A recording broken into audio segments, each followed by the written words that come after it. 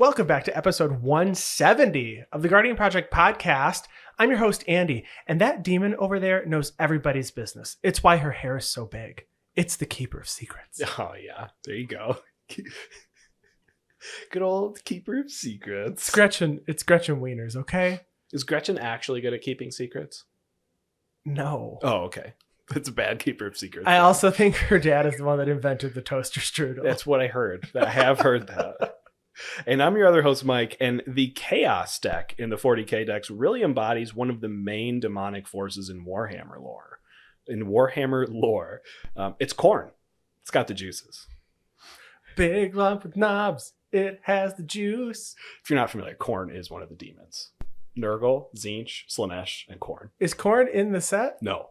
Karn the Betrayer would be like the one that's most Khorne-esque. Khorne-esque. Yeah. I think there's some Khorne Berserkers and Khorne Bloodletters in the deck, but no Khorne itself. No Khorne itself. Please listen carefully.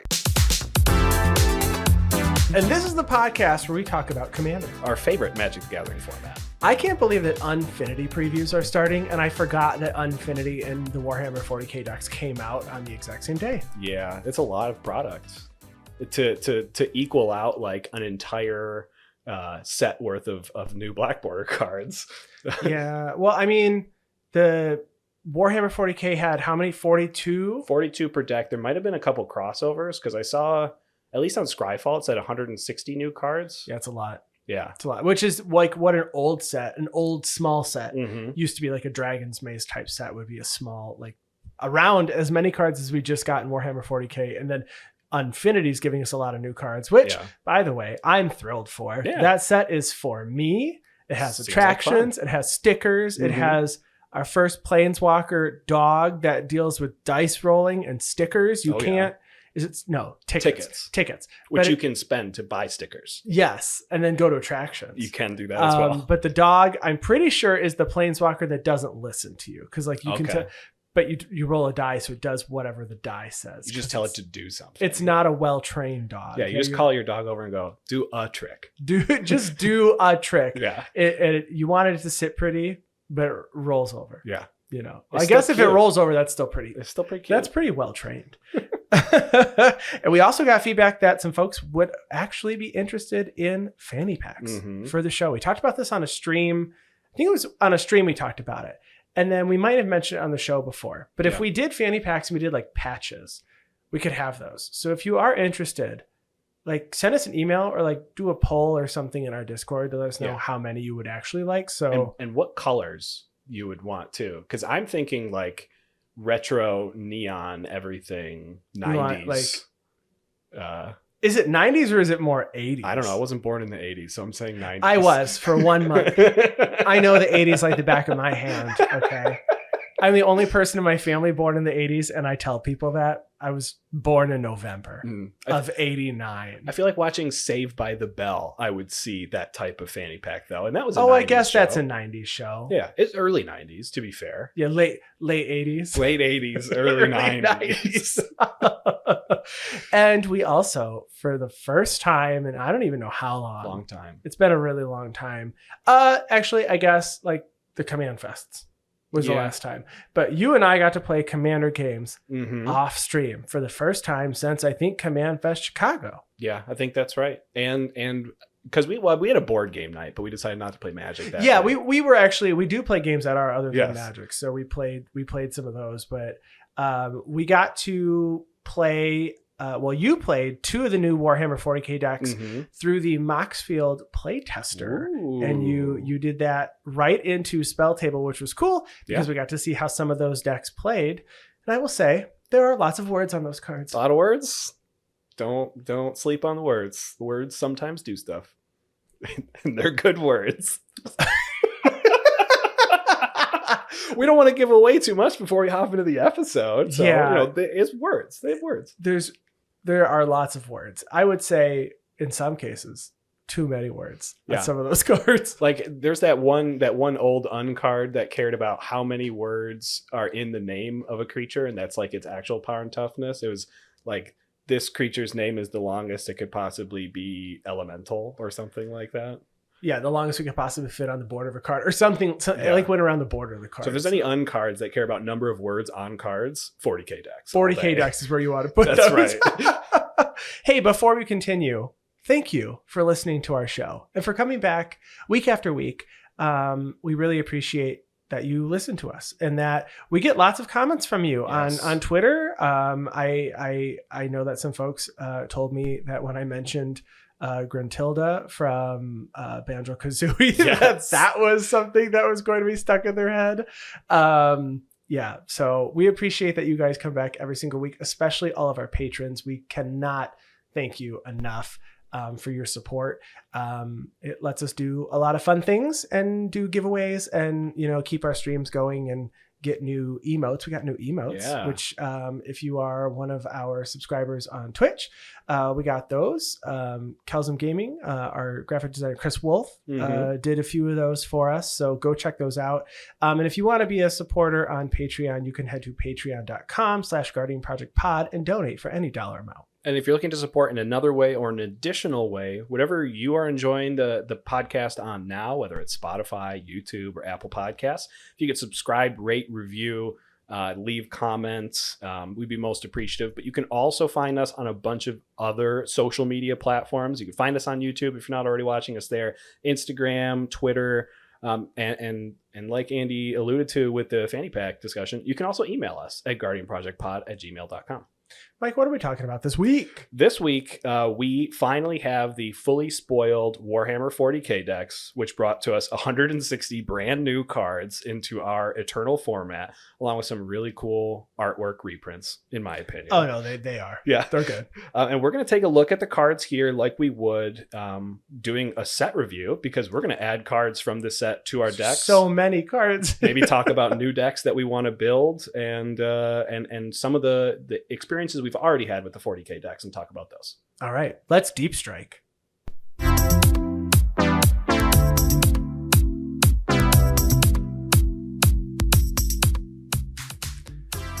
Mike told me if I said that, there were some people that would be like, oh, he really knows what he's doing. Yeah, I hope deep striking is still a thing in 40K. I haven't played in like 15 years, but I imagine it is. Imagine it's still a thing. It probably. I hope so. I've never played the game. If deep striking is still a thing, or if it's not still a thing, comment below. So the 40K decks, there were 4 different decks. The first one is the Tyrannid Swarm, a blue-red-green deck that focuses on +1/+1 counters and aggro strategies. Yeah, the second one is the Ruinous Powers one, which is focused around the Chaos and Chaos Space Marine armies. So this is a blue, black, red instants and sorceries and life loss with a special keyword that we'll talk about later. All right, next is the Necron Dynasties, a mono black deck focusing on artifacts and graveyard interactions. And then the last one we have is the Forces of the Imperium, which covers Space Marines and Inquisitors and Grey Knights. And there's a lot of different armies actually that this one covers. This is white, blue, and black. And this is kind of a tokens and go wide, and I would say even utility. There's a lot of different little things you can do inside this deck. So before we got to do this episode, we got to test, like we mentioned, we got to play some off stream, and you played both the Necron Dynasties deck and the Forces of the Imperium deck. Yes. So I got to see the mono black and then the Esper color deck. So artifact and graveyard synergies, and the other one's tokens and go wide. So the Forces of the Imperium did not do as much as the mono black deck did. No. But I do like what the commander does, which is giving your creatures +1/+0 and vigilance. And then you can pay 1 generic and tap it to tap an opponent's creature to investigate. You make a clue. That's great. It's really, really strong. I thought that deck would probably be one of the stronger right out of the box. But a lot of the token generation and stuff that comes from that deck is from like a 4 or 5 mana creature that you then have to pay extra mana into in order to create the token. And the decks are just, I mean, it seemed a little slow. There's not enough low end ramp to get there. Maybe I didn't keep the right hand. I only played 1 game. Maybe I didn't keep the right hand, and I should mulligan until I have, a good 2-drop, a good 3-drop, a good 4-drop, and just ramp out. But it seemed like everything was really highly mana value. I mean, is the curve of the deck seems high. Yeah. In the Inquisitors one. Well, and then on the opposite end, the Necron Dynasties, that deck did a lot, and you also played through a board wipe. There was an Urza's Ruinous Blast at one point in the game, which did remove. It didn't remove a lot from you. No, 2 or 3 creatures. Maybe. But there's a lot of creatures in that deck that do things when they attack. The Unearth strategy in that deck, Unearth's bringing cool. creatures back. That there's like an Unearth Fleshbag Marauder type creature, which is very good. Yeah. I really like. I mean, the mono black. When we played the mono black deck, the game went a lot longer. Yeah, was it turn 12 or something like when that when the game was over? So it was the Warhammer 40k precon versus a Mihail Merfolk deck, and there was a Jahzzar precon upgrade. Yeah, precon upgrade. So it was, I think the power level on all three were fine. It was just there were a lot of abilities happening throughout the game. Well, and the only reason I even killed the Jahzzar player was from a miracle draw while I was swinging. Yeah, I will say that you turned through a lot of that deck, and you had less than 40 cards left in your deck at the end because of the face commander that was having you mill. Yeah, mill 3 every single time you swing. It's fantastic. So these decks have some new and returning mechanics. We'll start with the returning mechanics. The first is Miracle, which provides an alternative cost for a card, which if it's the first card that you drew this turn, you can reveal it, and then you can play it for its miracle cost. This is the first time that we see it on permanents. Before it was on like instants and sorceries. Now it is on some creatures. Yeah, really good stuff. Unearth, which allows you to return cards from your graveyard, specifically creature cards, but you have to exile them at the end step, or whenever they leave the battlefield, they go into exile instead of graveyard. They do have haste, though. Yes. Cascade, which we've been seeing that quite a bit recently. Cascade, which allows you to cast non-land cards with a lower mana value from your library without paying their mana cost. And that's the big keyword that's actually in that chaos deck that I alluded to earlier. We have Investigate, which we talked about a little bit. Make clue tokens so you can sacrifice to draw a card. Battlecry returns, which has whenever the creature with Battlecry attacks, all of your attacking creatures get +1/+0. We have Escalate, which is on modal cards. So cards that you have options to pick from. And when you pay the Escalate cost, whether that's mana or tapping creatures, you get to pick more than one option. So it's kicker. You know, everything's kicker. Everything's kicker. Convoke lets you tap your creatures to cast spells. And we have Cycling, which allows you to discard cards along with a mana cost in order to draw a card. Yes. Now we have two new mechanics. The first is Squad, which allows you to pay an extra casting cost any number of times to make that many copies of that spell. Some might say, like multi-kicker. It is multi-kicker. Yeah. So, like an example would be Vanguard Suppressor, a 3/2 Astartes Warrior for 3 and a blue. It has flying, and whenever it deals combat damage to a player, you draw a card, but it has Squad 2. So you can pay 2 generic mana as many times as you want to make that many copies of Vanguard Suppressor. Yeah, I'm not sure if multi-kicker is worded the same way as an enter the battlefield effect or not. And I'm just reading that now. And maybe that's the difference. And that could make this actually a lot stronger. If you can double your ETBs with the Panharmonicon or something, that could be pretty cool.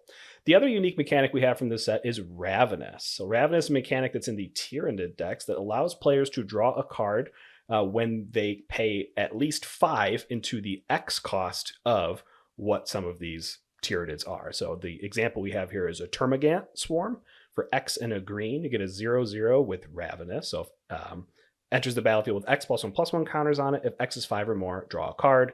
Has another ability, Death Frenzy. Whenever a Termagant Swarm dies, create a number of 1/1 green Tyranid creature tokens equal to Termagant Swarm's power. So I'm just picturing like a Jahzzar X cost deck, which is cool. Yeah, definitely. I like that a lot of the creatures in the Tyrannid deck do have more than 0 power, so you can put 0 into the X and still get a creature. Not all of them are like that, but I like that some of them have that so that you can still play cards early in the game. Yeah.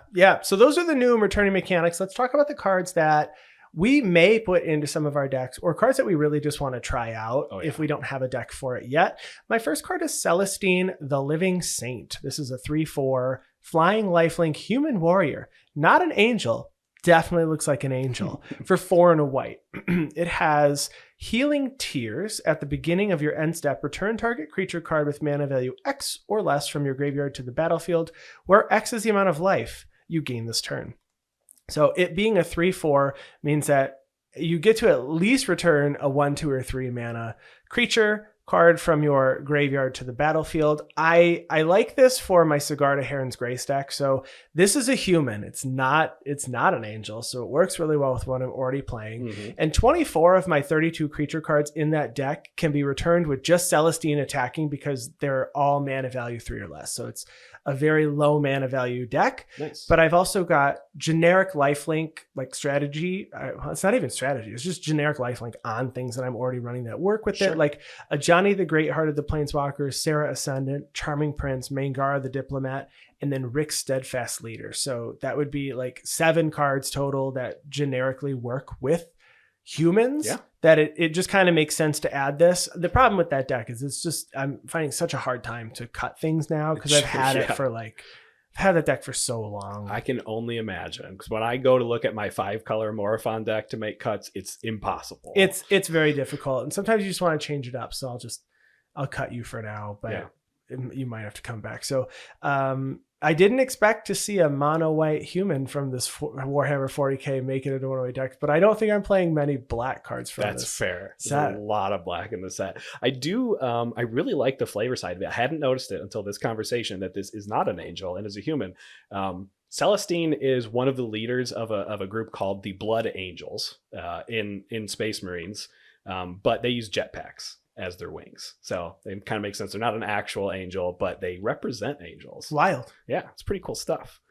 I already talked about this card a little bit, so I'm going to go a little bit in depth on Inquisitor Greyfax. This is the face commander from the Inquisitor's deck. Inquisitor Greyfax is a 3/3 human Inquisitor for 1, a white, a blue, and a black with vigilance. And other creatures you control get +1/+0 and have vigilance, and has an ability where you can pay 1 generic, tap it, and tap target creature an opponent controls to investigate. So this card is going to be going into my Morophon humans deck.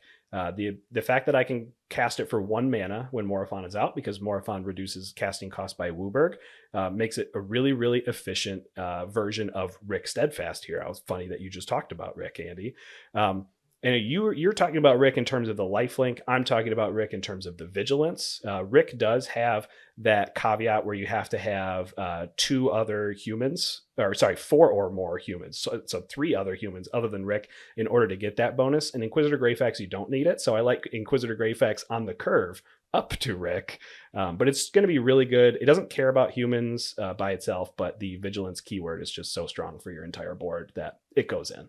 Well, it's nice that this commander also has vigilance, so you can swing with it and then also activate that ability if you keep the mana up. I think it was good. I did have to negotiate. I know when I played a game, I was like, if you like don't do this so that I can keep a blocker to fight off the Soul of Windgrace, that was going to definitely be coming at me. I like that because it's just something generic that people have to watch for. Definitely. It does require a lot of board management though to watch it and go, oh shoot, Mike left up that thing that could tap down my thing. Yes. So you have to really make a lot of decisions there.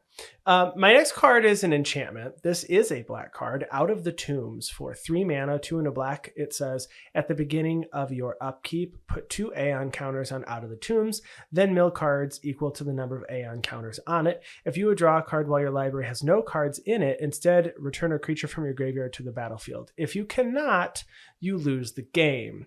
So this goes infinite, which is, I think, really wild with another card that cares about Aeon counters, which is Magosi the Water Veil. And then the land from, I believe this was the Ikoria precons because it moved moving counters around. So Magosi the Water Veil enters taps for blue. You can pay a blue and tap it to put an Aeon counter on Magosi the Water Veil, and you skip your next turn. But then you can tap it to remove an Aeon counter from Magosi the Water Veil, return it to its owner's hand, and take an extra turn after this one. They both care about Aeon counters. So with Nesting Grounds, you can pay 1 and tap it to move a counter from one permanent you control to another permanent you control. So you can move the Aeon counters off of Out of the Tombs onto Magosi, and you can tap and remove the counter, return it to your hand, and then play it down as your land for a turn. And you're going to take infinite turns. I don't know what I would do with them, but I want to just do it. Swing with an evasive 1/1. And that way it takes 120 turns to end the game. Oh, you're assuming everybody's at 40 by the time that I assume you get this off on turn 1. Yes, it's a turn. I mean, you could Dark Ritual. You could play Magosi on 1. It'd be hard. It'd be hard. You'd have no. I don't think 1, but I think you could probably get this off on turn 4. But you have to have 2 lands no matter what. So no matter what, you're on turn 2. Yeah. I mean, no matter what. I'm like, even so you have to, I guess you do. They're both lands. Nesting Grounds has to be out. So if you do expand into the color white, there's an enchantment called Resourceful Defense, which also allows you to move any number of counters from permanent to permanent. So that's a 3-mana enchantment, though, and it's probably going to be way past turn 2, regardless. I mean, Out of the Tombs is a 3-mana enchantment too that cares about AI counters. Yeah, but that you can cast with Dark Ritual, so it's not a big deal. Oh, not a big deal. Not a big deal. I just want to get this off one time and just say, hey, look what I did. But I don't know how I would win. I just think this is really fun. I'm excited to see this enchantment just in its natural form too, to see if someone does empty deck themselves with this enchantment out and try to win that way. It seems terrifying because you lose to a Bajuka Bog, and that, I mean, well, yeah, but only if you can't return a creature from your graveyard when this trigger goes off. Yes, like once it's ready to start reanimating, someone can kill you with a Bajuka Bog, and that's scary to me, but also I want to see it happen. Well, I guess the thing is, if you're removing all the AI counters, you're not milling that much. That's true. That's true. If you're doing it that strategy, that's very, very true. All right, so I have a few cards that I am going to be adding to Henzi Toolbox Tori. Surprise, surprise. And the first one I want to talk about is Old One Eye. I like this cycle over the last 2 years of old something legendary creatures. In mono green too. Old Gnawbone. We had Old Stick Fingers, which is black and green. Sure, at least green. Old One Eye. I swear there's a 4th. I could be wrong. It's not Old Rasputin. No, that's just Rasputin. What is Old Rasputin? I don't know. There's Rasputin. Rasputin got a new legendary card in Dominator. I'll look it up while you tell everybody what Old One Eye does. Old One Eye, for 5 and a green, you get a legendary creature Tyrannid 6/6 with Trample. It says other creatures you control have Trample. When Old One Eye enters the battlefield, create a 5/5 green Tyrannid creature token. And at the beginning of your pre-combat main phase, you may discard 2 cards. If you do, return Old One Eye from your graveyard to your hand. So for 6 mana, you're getting 11 trample damage just by casting out Old One Eye. You can bring it back from your graveyard by discarding some cards. So this definitely is going into my Henzi Toolbox Tori deck. I have been running into some issues where I don't necessarily have a really good amount of card draw other than the Blitz abilities. And the Blitz, Henzi allows you to cast your creatures with Blitz so that they sacrifice at your end step to draw a card. And you can cast it for a reduced cost and they gain haste.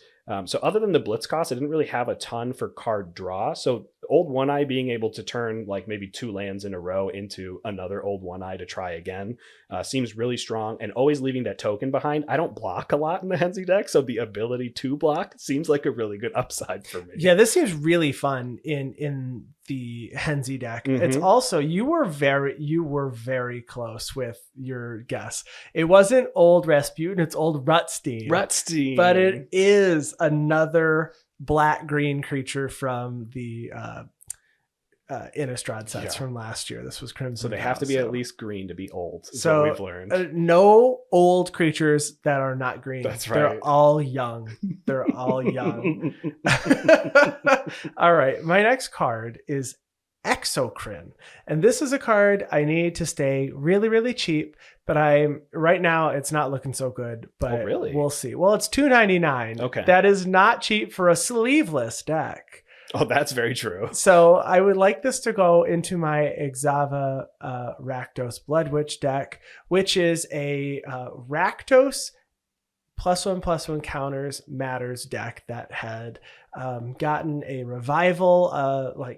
It became full of life after we got modified cards from Kamigawa Neon Dynasty earlier this year. Mm-hmm. And this card is a red creature that gets +1/+1 counters, but has an upside. So Exocrine is a 2/2 Tyrannid creature for X, 2 generic, and 1 red. It has Ravenous, so that ability that says it enters with X +1/+1 counters on it. If X was 5 or more, I get to draw a card. Mm-hmm. But it also has, when it enters, it deals X damage to each player and each other creature, which I think is this is really good because if you pay 4 mana, it enters and deals 1 damage to each other creature. If you're playing against someone that's playing a tokens deck, a small tokens deck, this is a small board wipe. This is Electrickery, right? It deals 1, but it can become 2. It can become 3. I mean, paying this for X equals 3 feels like a board wipe for your opponents. And I'd have to look at how many of my creatures in many of my decks. This is something I actually should take away as homework, but figure out how many creatures I have that would die to an Exocrine at X equals 3, because that's 6 mana. That's not that bad. Even 2 damage would wipe the floor with the new Merfolk deck that I just built. Unless I had a couple of Lords out, of course. Right. But then 3 damage might. But 3 damage might take everything out, right? Before, so this scales the longer the game goes, which I always like. The card's just better. If you draw it early, it's fine. If you draw it late, it's really good. If it just sits in your hand and rots until, that's fine too, because it's just, you want to spend all your mana on it. But I think it's great because even if it comes in with 1, it'll have haste because of my commander. Right. And most of my creatures in that deck are large enough that they won't die to this being X equals 2. They might die if it's X equals 3, but that's great. That's fantastic. And then if you top deck this when you're Hellbent or something, you can draw a card by spending 8 mana into it. Right. If you spend 8 into it and you have no creatures, you're going to do X equals 8 damage to each other creature. X equals 5 damage. Well, okay, so you said X equals 8. So if we do 8 mana total for X equals 5. Okay, X equals 5. Yes. That's still probably a board wipe. That's probably still a board wipe. It's a board wipe in my Legendary Humans deck, so I imagine it doesn't kill Morifon, but that's literally it. Yeah. Everything else dies. So if you spend 8 mana total for X equals 5, you draw a card and it's a board wipe. This card's just fantastic. I want it to not be $2.99, but I don't know how popular this will be. We are 2 weeks out from Dominaria United, and Unfinity previews are happening. So will this one get forgotten? Yeah, maybe it'll get lost and go right down in the bargain bin. Please, Ixava needs this. I would say it's still a rare, but I think like all the new cards are rares in Mythics. Rarity in Commander doesn't matter in That's pre-con true. decks. There's only one of it. It'll matter when the Doctor Who set comes out, because that's getting its own version of packs. Of packs? Yes, it's going to have its own like collector booster box that you can buy alongside with the Doctor Who decks. Okay, well then maybe there it will. Then there it will here. But Exocrine I think is really good, and I would like to try this out, and I would even play this in like Torbrand. I don't have that deck together anymore, but this works in Torbrand because that would be X plus +2 to everything that it hits. Yeah. But Torbrand only does that to your opponent's stuff, so your own stuff would actually be kind of protected. You still have to hit your own stuff for like 1 damage, but dealing 1 damage to all your own stuff does 3 damage to everything else. Yeah, so if you did X equals 1, yeah, Torbrand really players, maybe you need to be playing this card. Yeah, it's whenever it deals damage to a permanent and opponent controls, it's +2. So yeah, this is really good in Torbrand. Is it a permanent an opponent controls or that player? You also get the +2 when it hits the player, right? Yeah, permanent and opponent. Yeah, it's deal whenever a red source you control would deal damage to an opponent or a permanent they control, which this deals it to both. Perfect. So this is a staple in Torbrand and Ixava Retrospect. That's right. If you have those, you have to put it in now. It's the law. It's a staple. All right, I'm going to talk about my own mono red card here, and that is Aspiring Champion. For 4 mana, 3 in a red, you get an Astari's Warrior 3/3 with Menace that has when Aspiring Champion deals combat damage to a player, sacrifice it. If you do, reveal cards from the top of your library until you reveal a creature card, put that card onto the battlefield, then shuffle the rest into your library. If that creature is a demon, it deals damage equal to its power to each opponent. Personally, I don't care about that last line of text. I don't have a lot of demons in my deck. If I do, that's cool. I'm going to do some extra damage. That's not why it's there. This is actually going in 2 of my decks. I just talked about Henzi, so you can imagine it's going to be a good card in Henzi. But the other card I want to put in is my Delina Wild Mage deck, which cares about making token copies of things when you move to the attack step and you start attacking. So being able to make even 1 copy of Aspiring Champion, it already has its own evasiveness with Menace to get in. It sacrifices itself when it deals damage. I'm going to have to exile these tokens at the end of combat with Delina Wild Mage anyways.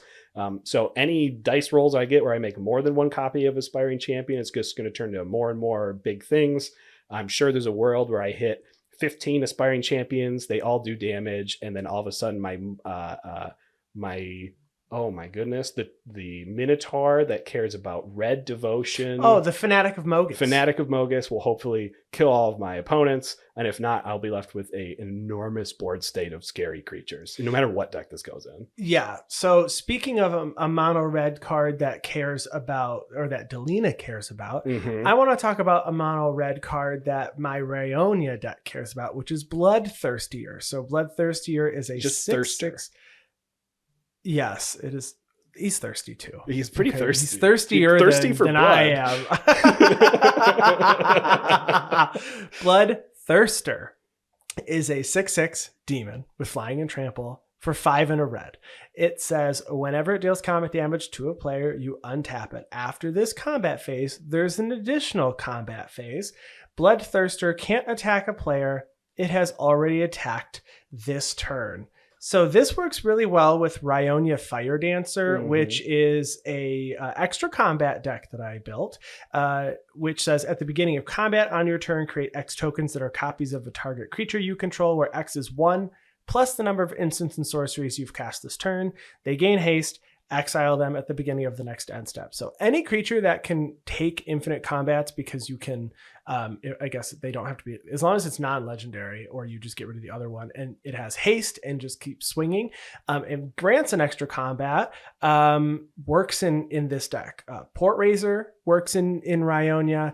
The problem is with Bloodthirster, this one does not work with Delina, because this does not untap all creatures you control. Unfortunately, it only untap, or it can only grant you an extra combat phase, where Rayonia makes an extra copy of this. Delina can't swing again. Delina doesn't have vigilance. Delina doesn't have vigilance. I guess if you gave it vigilance, that'd be cool. And can swing out. I thought about it on the car ride over here because I knew this would come up, and I don't think adding vigilance to Delina is worth also adding Bloodthirster. Yeah.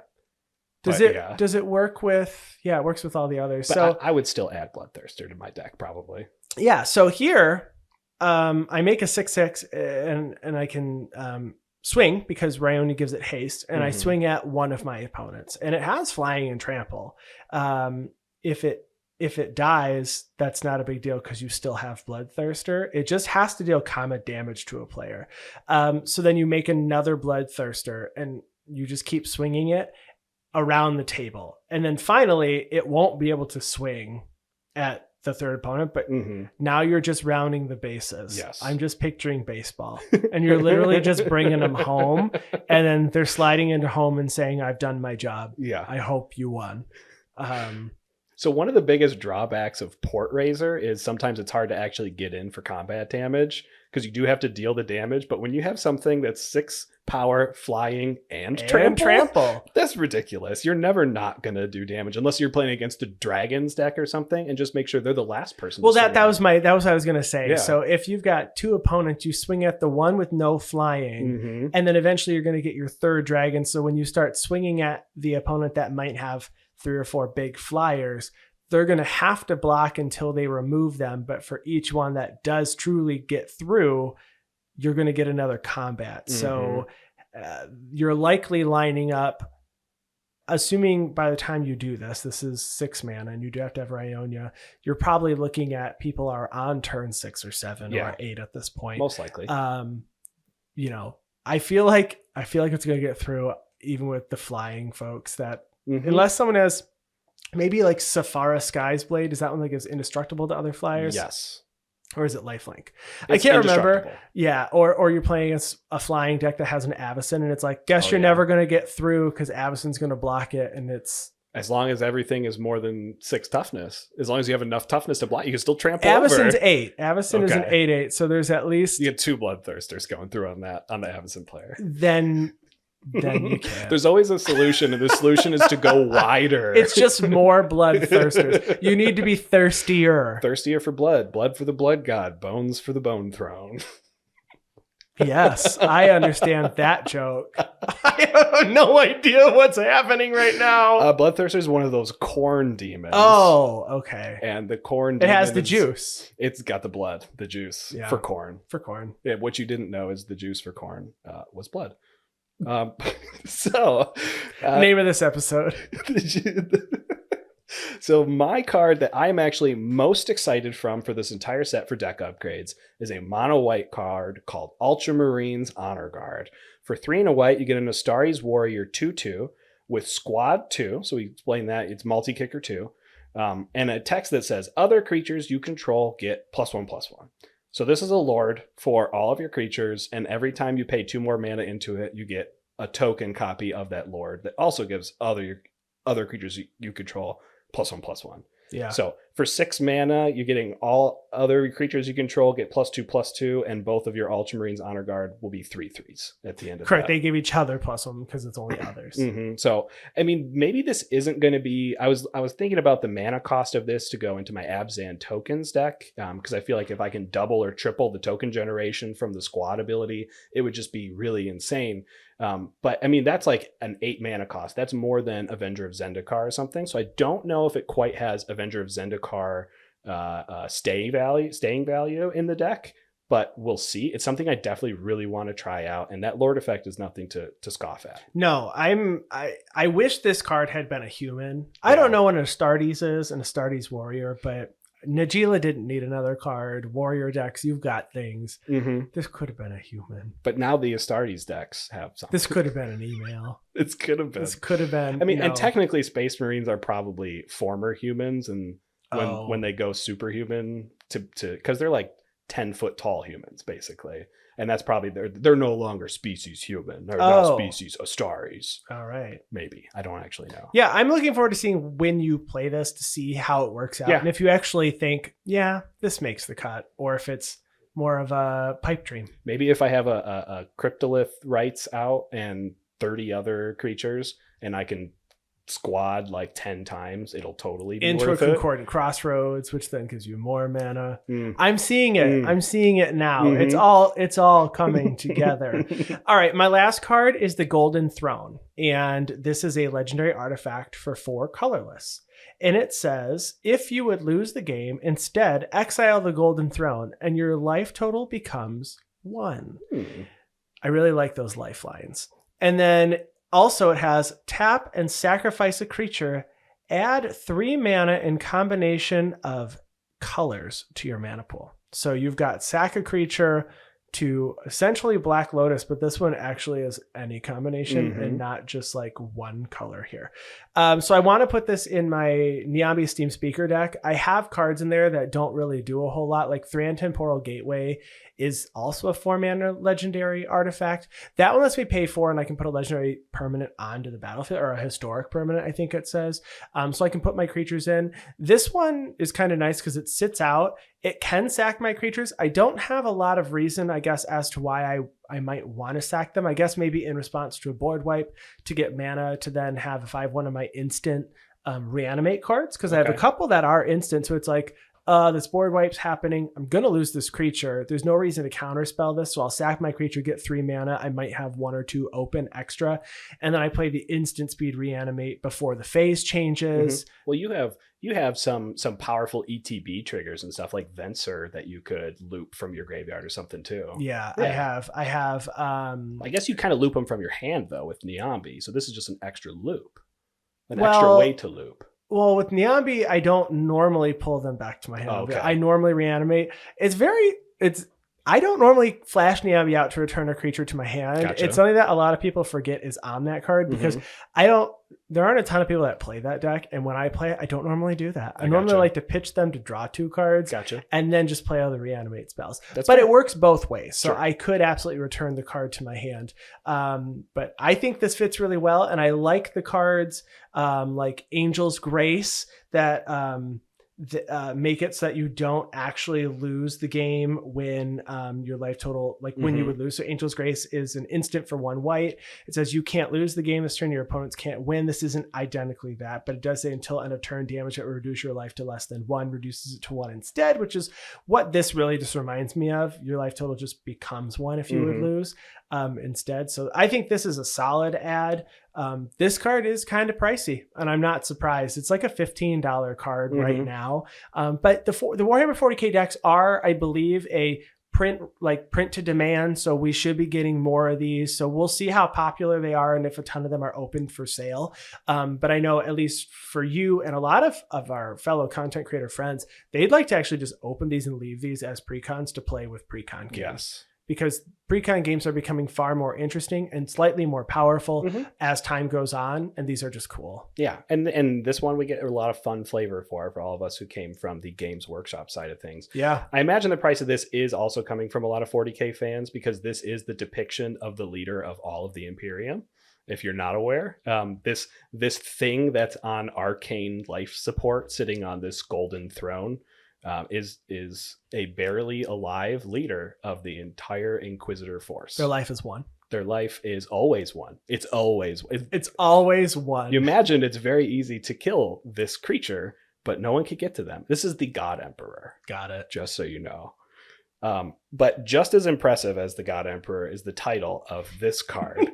Sloppity Bile Piper. And it's more than just the name of the card that actually makes this one really good. For 3 and a black, you get a 3/3 demon where you can pay 2 generic and tap it to sacrifice a creature, and the next creature spell you cast this turn has Cascade. That's the card, but it's a sacrifice outlet that also allows you to Cascade in any deck in mono black.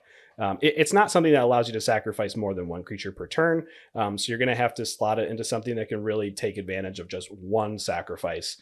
So I actually have a lot of decks. This is probably going to go in my Abzan Tokens deck, my Henzi deck, my Black White Humans deck. But the one I'm most excited for is my Shadowheart, Dark Justicar, and Dungeon Delver deck. That one cares about ripping creatures off the top of your library with the last proc of the Undercity adventure. So cascading cards from the top of my library is going to do just as well. And I'm really excited to add it in there and do some sloppity Bile Piper things with it. I like that the activation flavor words here is Jolly Gut Pipes. Yes. It's gross. This looks like a happy demon though. Mm-hmm.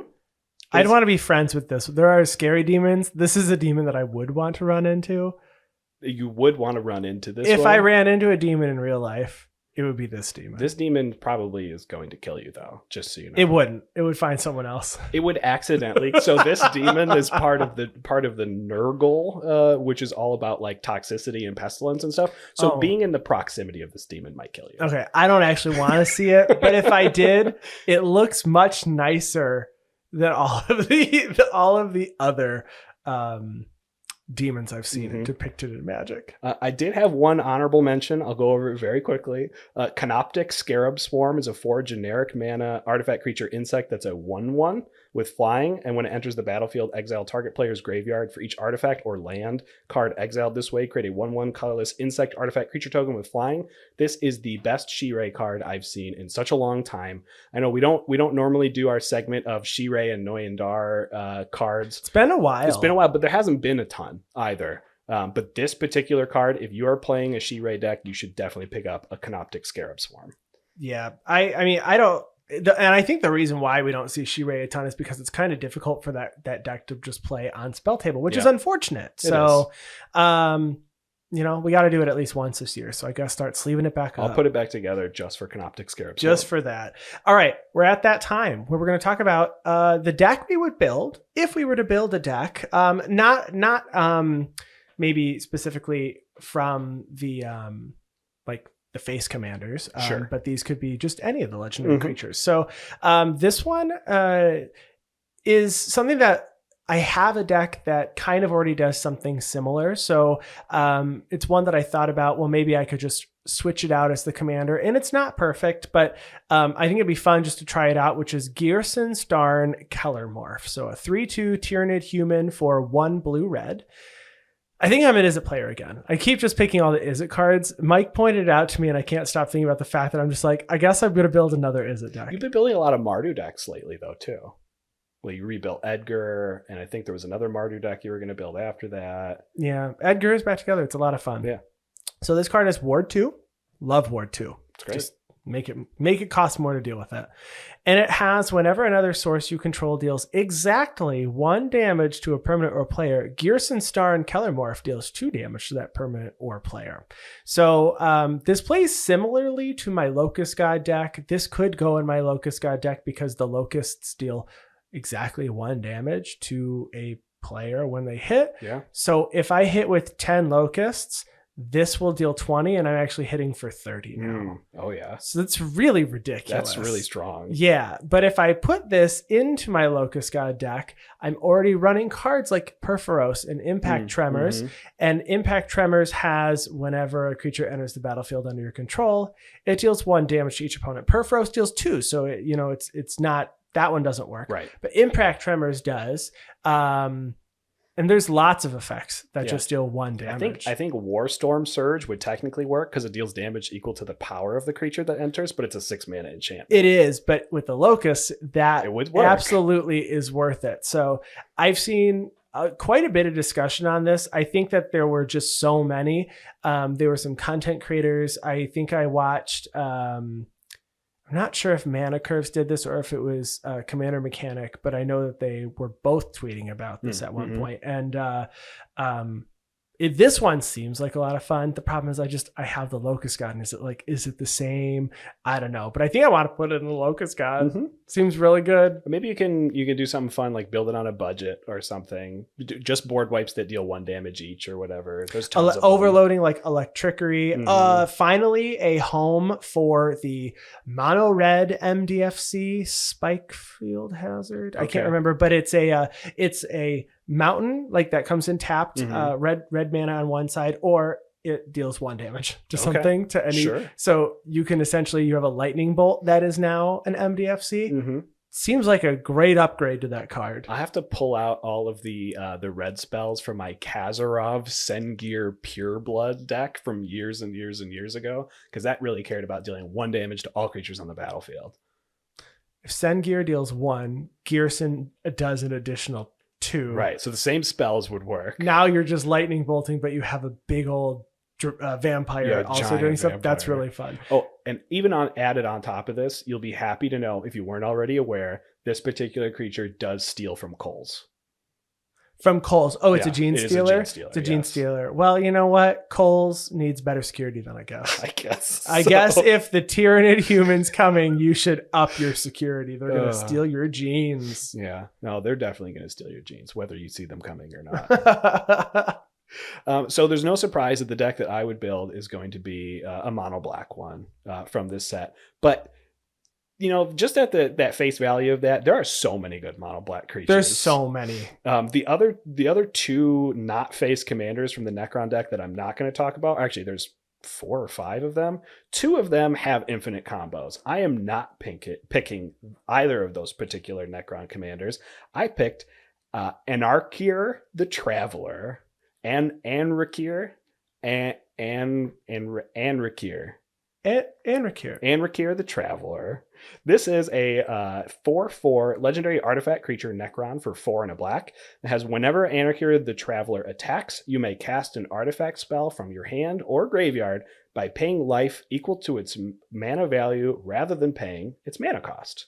So, free artifacts that you do in fact get to cast. So I just figured like a free mono black Value Town artifact deck that played giant artifacts that I can just get out there for free, like Bolas's Citadel, which is then going to I was going to say, what if you cast Bolas's Citadel for life to then just pay more life? Yeah. It's Bolas's Citadel Inception. Yes. I love it. It really is. But even cards like Darksteel Forge, which is another 8 or 9 mana thing, is going to make all my artifacts indestructible. I know I have a lot of love for Triplicate Titan, which is another 9 mana creature. But Maelstrom Colossus and Ingenuity Engine are the ones I've been focusing on, because you do get to cast the spells, and those 2 particular artifacts have Cascade. So taking a little bit out of the Chaos deck, put it into a Necron deck. Maelstrom Colossus is just an 8 mana 7/7 with Cascade. Ingenuity Engine is a 7 mana artifact with Cascade. We can pay 1, tap it, sack an artifact, and return target artifact you control to its owner's hand. So Ingenuity Engine actually has a lot of extra upside if I were to focus on the artifact creature Necron type of deal outside of these artifacts. And I mean, it's in the deck for a reason. It would work really well to just cast the creatures from your graveyard that are Necrons, that maybe they have Unearth, but you don't have to use their Unearth. That way you can use them again the next turn. I do need a way to offset the life loss, though, and I haven't figured it out other than like Whip of Erebos. That's the only, because it's going to attack. It's going to be an attacking deck. Trade life sub theme. Trade life cards. Sure. Just but like only in mono black. Which Jaren is a mono black. There's a couple of options, and if you're gonna cast those cards, well, they're not. Well, one of them is an artifact that has pay 6 mana and tap it. So it's 6 and 6. So you do have to. But that's really smart. Actually, I like that idea a lot because no one sees those cards coming, and no one wants to remove that artifact because it's like, well, they have to pay 6 to trade. Like, are they going to? Yes. Yeah, I have to. I don't have to spend mana to cast my spells, only to activate that artifact. Yeah, so I like that sub theme. That'd be cool. Let's work on it. I'll share it with you.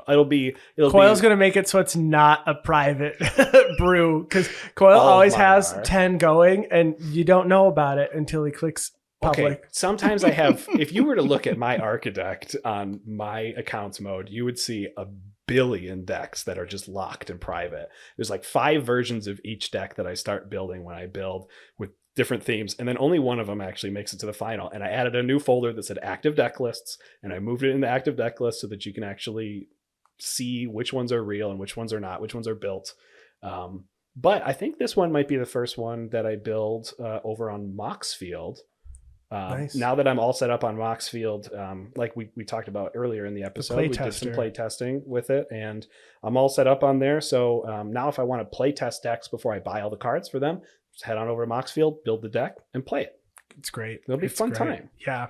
So we're still in preview season here. Yeah, we are. You know, we're finishing up this episode, but we will be talking about more cards, I assume, as we learn more about Unfinity. There are some cards that are legal in Commander there that'll be legal in Eternal formats. Some that aren't. We got to already see an Acorn stamp, which means it's not legal in Commander. Partner legendary creature, which is crazy. There's a mono red. It's very cool. So we'll be talking about that. And lots of dice rolling. I'm excited. There's a Planeswalker dog that has some dice rolling and tickets involved. There's a new Space Beller, and there's a Jace that splits the battlefield into 3 zones, and I think it's awesome. So I'm very excited. This set, Warhammer 40K, comes out about just over a week from October the 7th. Release of this episode. Yeah, 2 weeks from this Friday. 2 weeks from this Friday. Oh, 2 weeks. It is 2 weeks from this Friday, and Unfinity also comes out on that day. So if you are interested, check with your local LGS. And probably have events for both, like ours do. Yes, and if you want to pre-order any of them, get those in now. And that's going to be it, everybody. If you want to find me online, you can find me on Twitter at Andy Flory. And if you want to find me online, I'm on Twitter at WormCoilEngine. At me with all your 40K stuff. Andy doesn't know anything about it. I can't talk to him about it. Yeah, I don't. He tells me about it, and I don't know. But now I know that the juice from corn is blood. Yes, and that's it. It is blood. Bye, everyone. Bye.